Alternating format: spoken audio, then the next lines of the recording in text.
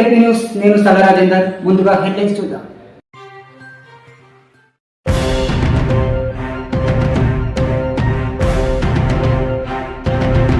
Parliament సమావేశంలో NDA కూటమికి చెందిన ఎంపీ రాహుల్ గాంధీ ఉపరాష్ట్రపతిపై చేసిన వ్యాఖ్యలను ఖండిస్తూ తెలంగాణ రాష్ట్ర బీజేపీ పార్టీ అధ్యక్షులు కిషన్ రెడ్డి పిలుపు మేరకు జగిత్యాల జిల్లా కోరుట్ల నియోజకవర్గం మెట్పల్లి పట్టణంలోని పాత బస్టాండ్ వద్ద బీజేపీ పార్టీ శ్రేణులు నల్ల బ్యాడ్జీలు ధరించి నిరసన వ్యక్తం చేశారు.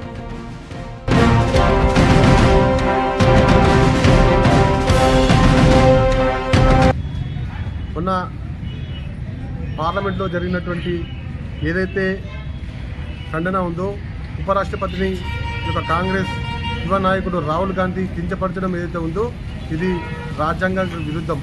ఒక ఎంపీ హోదాలో ఉండి చదువుకున్న వ్యక్తి, ఈ దేశానికి ప్రధానికి కావాలని ఉవ్విల్లుతున్న వ్యక్తి ఈరోజు రాష్ట్రపతిని కించపరిచే విధంగా, ఉపరాష్ట్రపతిని కించపరిచే విధంగా ఈ ఆనాడు ఏదైతే వారు చేసినటువంటి ఆందోళన ఉందో అది దేశ రాజ్యాంగానికి వ్యతిరేకము. దీన్ని భారతీయ జనతా పార్టీ తీవ్రంగా వ్యతిరేకిస్తూ ఉన్నది. ఇవాళ రాహుల్ గాంధీని అడుగుతా ఉన్నా, ఈ దేశంలో రాజ్యాంగాన్ని ఉల్లంఘించి ఈ రకంగా నువ్వు ఉపరాష్ట్రపతిని కించపరిచే విధానం ఏదైతే ఉందో ఈ దేశ ప్రజలు నిన్ను క్షమించరు, రాబోయే రోజుల్లో తగిన గుణపడ చెప్తారని చెప్పి రాహుల్ గాంధీకి హెచ్చరిస్తా ఉన్నా. మొన్న జరిగినటువంటి పార్లమెంట్ సమావేశంలో, రాజ్యసభ సమావేశంలో టీఎంసీ కాంగ్రెస్ సభ్యులు దురుసుగా ప్రవర్తిస్తే సస్పెండ్ చేయడం జరిగింది. వీళ్ళు మొన్న జరిగిన పార్లమెంట్ బయట మాక్ పోలింగ్ నిర్వహిస్తూ మన భారత ఉపరాష్ట్రపతిని ఘోరంగా అవమానించడం జరిగింది.